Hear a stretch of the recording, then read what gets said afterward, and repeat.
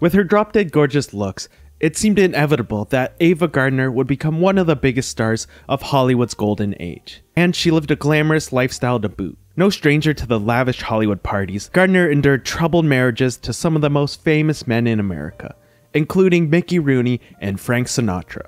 Sadly, her looks were also used to downplay her serious talent as an actress, and Gardner was self-conscious about her skills throughout her life. Let's take a look at the life of the glamorous screen legend Ava Gardner.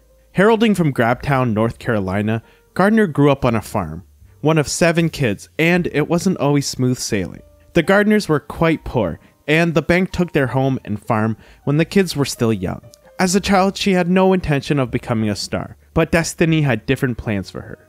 Forget getting discovered at the soda counter. The story of Gardner's rise to fame is the stuff of legend.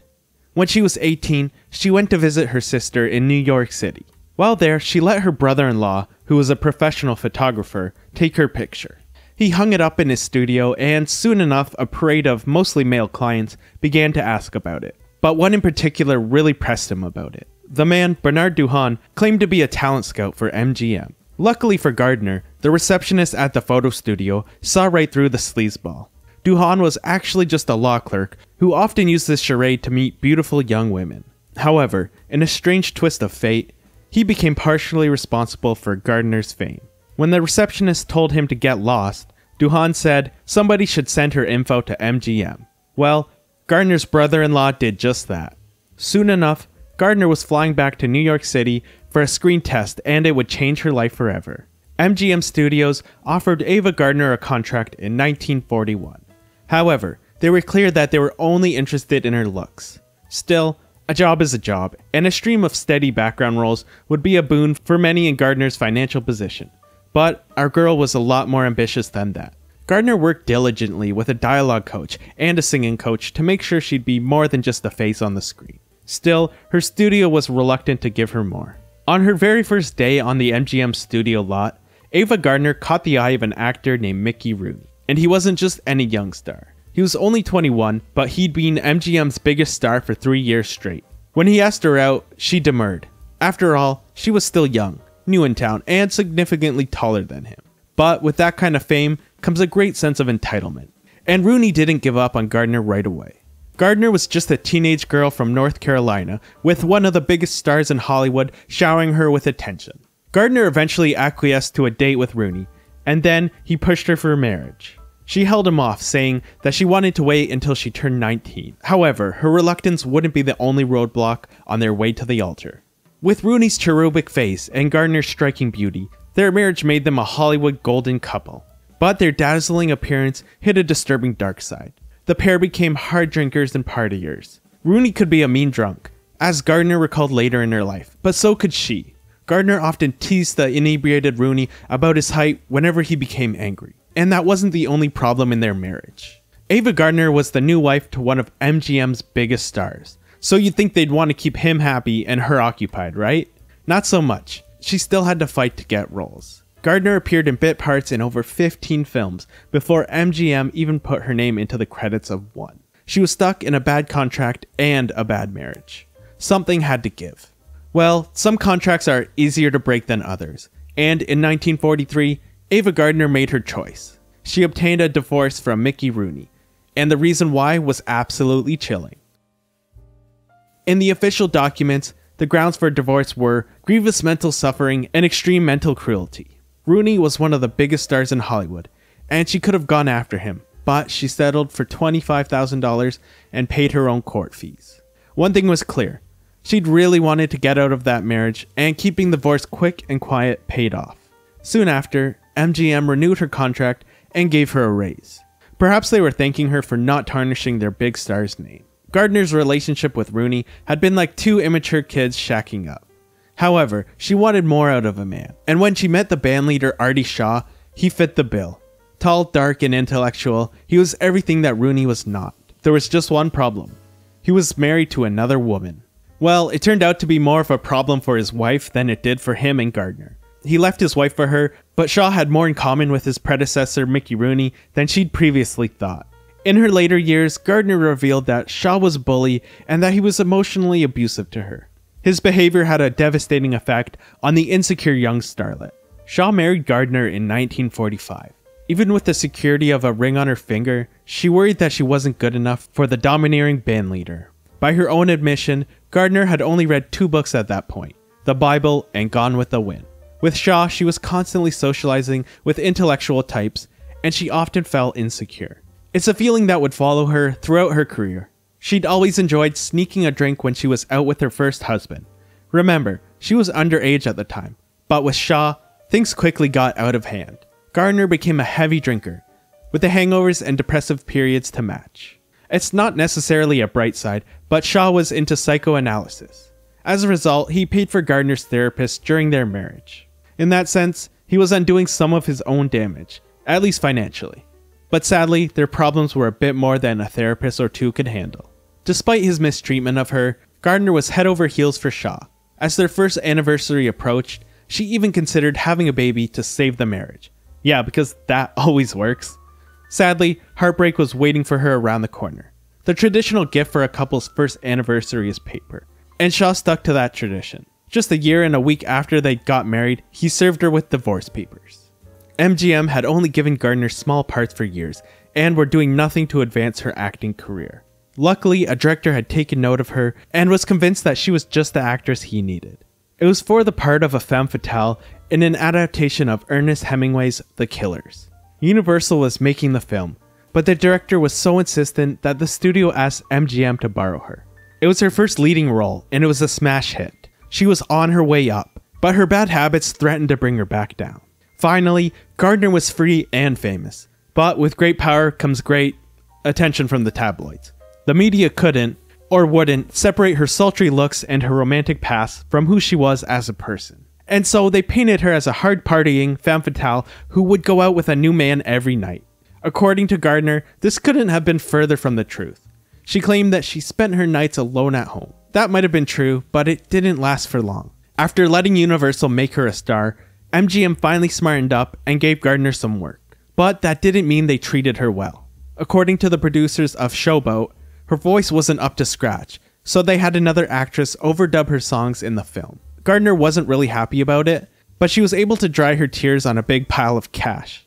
They'd paid her a cool $140,000 for the role. Years before, when she'd been a studio nobody, Gardner met Frank Sinatra, who at that point was a veritable superstar.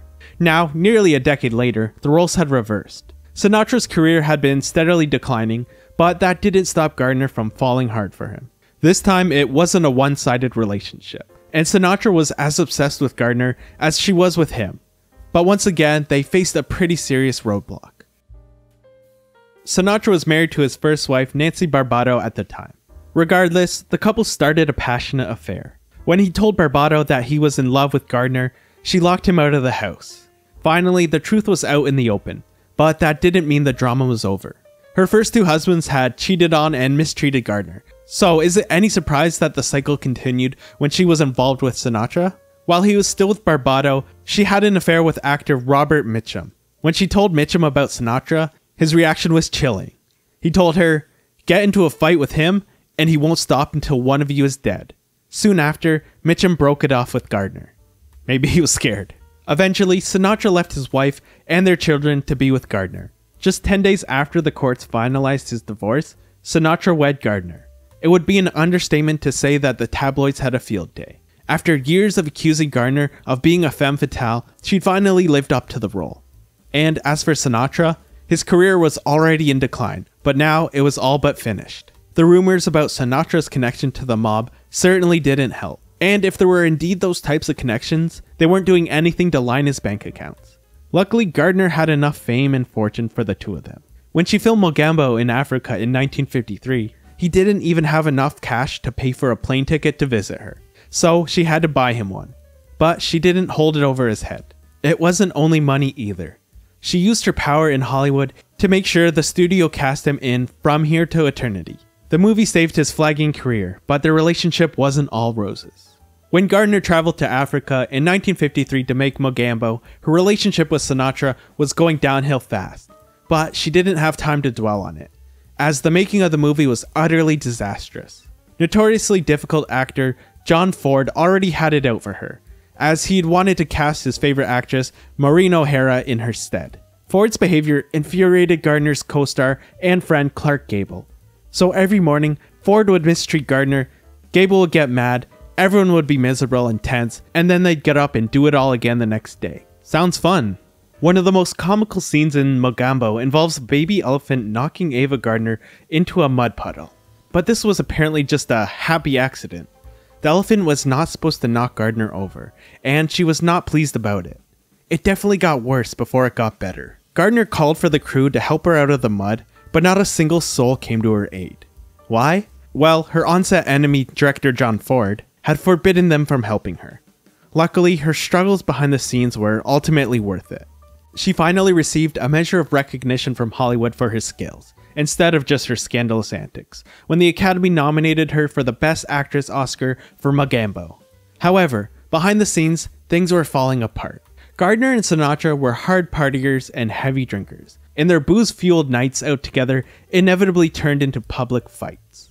They finally separated in October 1953 after 2 years of marriage, but their story didn't end there. The end of the 50s meant freedom in more ways than one.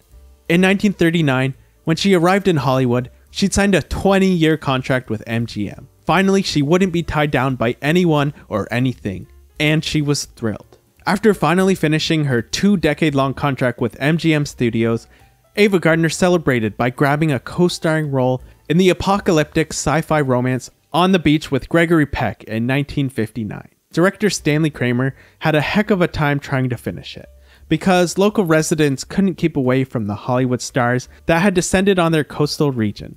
Onlookers at the beach would often crowd in close to look at the beautiful Ava Gardner, which also meant they ended up getting in the shot. The film wasn't just a hit with locals, it was a huge success, and a great triumph for Gardner.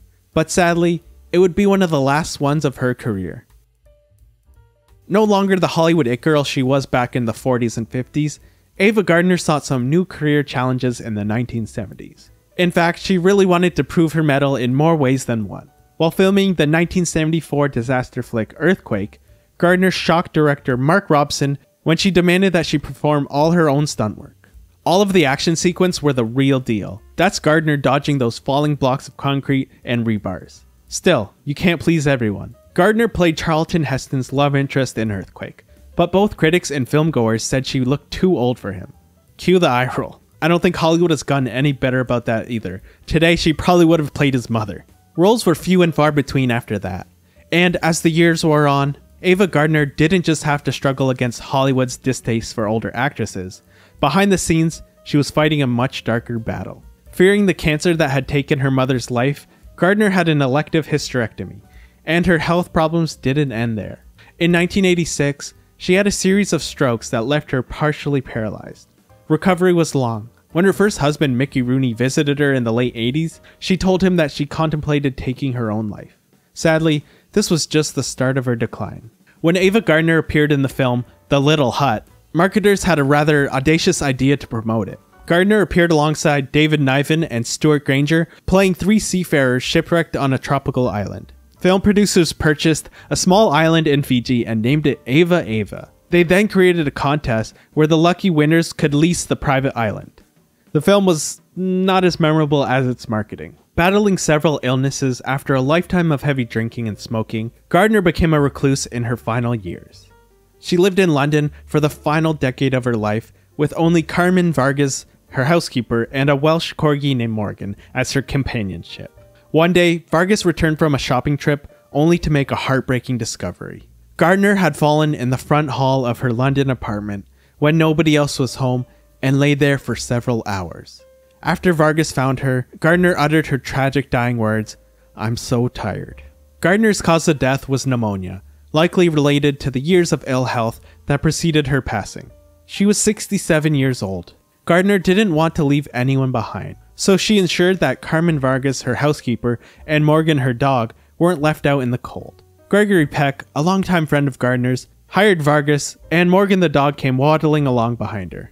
After she passed on in 1990, Gardner's family arranged a funeral for her back home in North Carolina. Only a handful of close friends and family attended the private ceremony, and there were many conspicuous absences. All 3 of Gardner's ex-husbands missed her funeral. Gardner had struggled so hard to become a star and find love, but was left with a sad and lonely end. Thank you so much for watching. If you liked the video, leave a like, consider subscribing, and I'll see you next time.